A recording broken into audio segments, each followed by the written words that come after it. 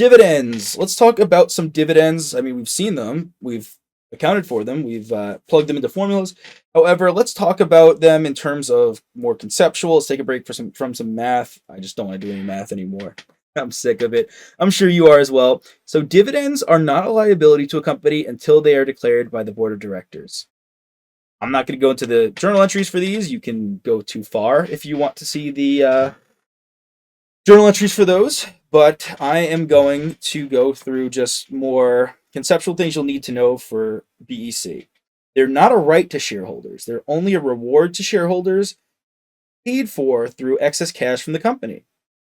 The company has no obligation to pay dividends. Many companies don't pay dividends, and many companies do. And what's the reason? Well, Amazon doesn't pay a dividend because they view that they can take their cash, reinvest it in the company, and grow their stock and their whole business better than just giving the money to shareholders. Now, why does, for example, a company like Disney pay a dividend? I mean, as of right now, it's not paying a dividend, but that's another story. So they can pause their dividends. I mean, that's actually just a great example. They can pause their dividends and not pay them. Why do they do that? I mean, maybe they just need the cash more at the moment, and it's generally not good to stop paying a dividend because then shareholders don't like uncertainty. Paying dividends, okay, means I might not be able to do anything better with this cash. People like seeing cash right now. I don't have to worry if the stock's going to go up. I'm starting to see a little bit of cash roll in right now. When it's a kind of a flex move as well. Hey, look, we have so much cash. We're going to return some of it to shareholders. Dividends incentivize shareholders to buy the stock, which increases the stock price. So again, I personally myself, I do like to see cash flow. It's super nice. So I'm a little more incentivized myself to buy a stock if it pays dividends. Real world examples there. Dividends are not tax deductible for companies, so dividends are abhorred for tax purposes. I mean, they're not ideal. Dividends are taxed as ordinary income for individuals. So yeah, just not ideal for tax purposes, but it is nice to see some of that cash rolling in. Why is any of this important? It's not. No, it is. I wouldn't put it here if it wasn't important. It is important. You might have questions on dividends, and kind of just understanding them a little bit will help you to understand. Like, there's just will be questions of that involve dividends all throughout. I'd say this one little slide is a good preface to what you need to know for dividends. Preferred stock, all right, characteristics of preferred stock. I mean, we went over this a little bit more in capital structure, but preferred stock, dividends. Why does preferred stock exist? We talked about that. If you remember the Warren Buffett, Bank of America example, in light of the 2008 financial crisis. So preferred stockholders get paid dividends before dividends get paid to common stockholders. These are also not a liability to the firm, and these dividends can be deferred indefinitely. And this means you have dividends in arrears. Now, we remember from the capital structure lesson that dividends of preferred stock are structured much more like interest payments. However, whereas you have to constantly pay your interest, you can say, okay, maybe I owe you $100 in preferred stock dividends per year. Now I can hold off on that and just say I'm not going to pay you preferred stock dividends for 3 years. So now I have $300 of preferred stock dividends I owe to my shareholders, and that's $300 of dividends in arrears. So that's $300 of dividends in arrears, and this has to get paid out to preferred stockholders before normal dividends can continue and get paid to those common stockholders. Awesome. Most preferred dividends are cumulative, right? That's kind of the in arrears thing. So missed preferred dividends have to be paid before common dividends can be paid. Preferred stock generally does not carry voting rights. Again, it's kind of that hybrid between debt and equity. Here's an example with some bonds. Now, you might be internally vomiting thinking about bonds because you might have seen them on FAR. We're not going to by any means get anywhere near in depth to the level of bonds on FAR. This is much simpler. Great.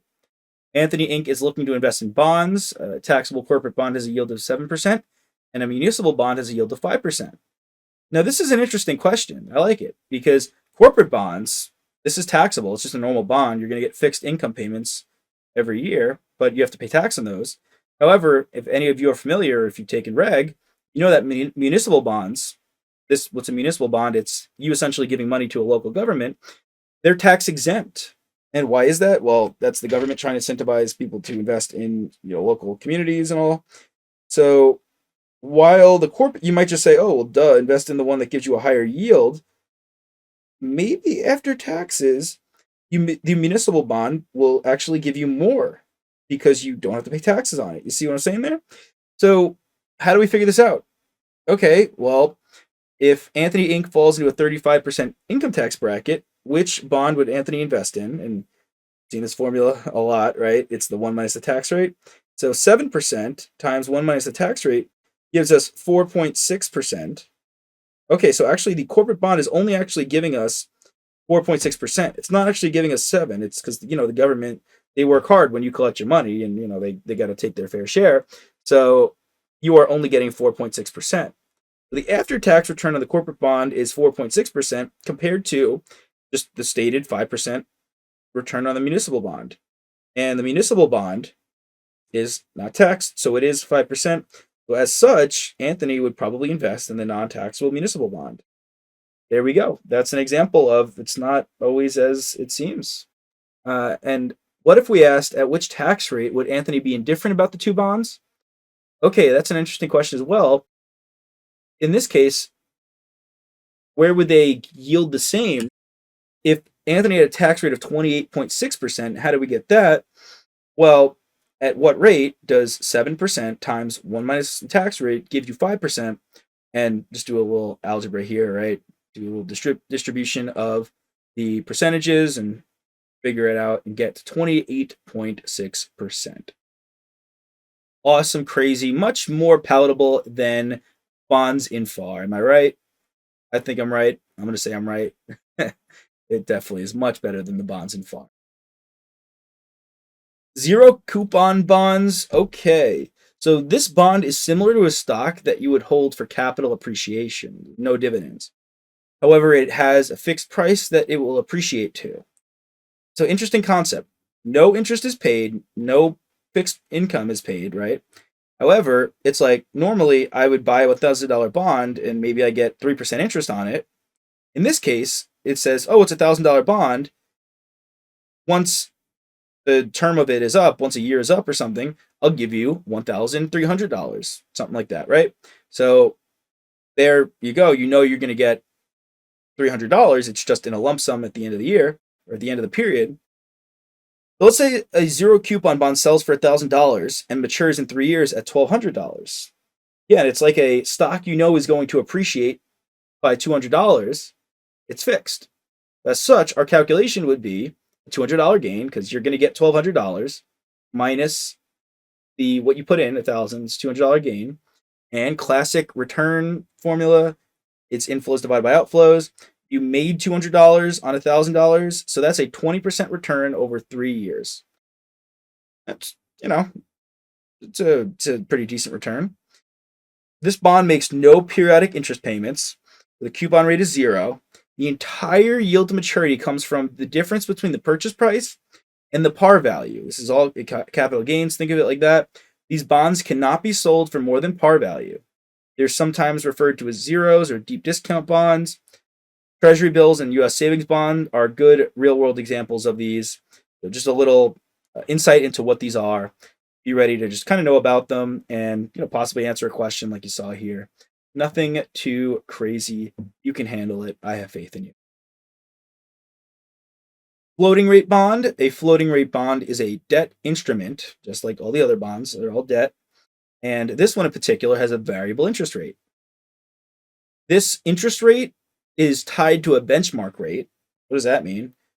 Well, think of these as like you would adjustable rate mortgages.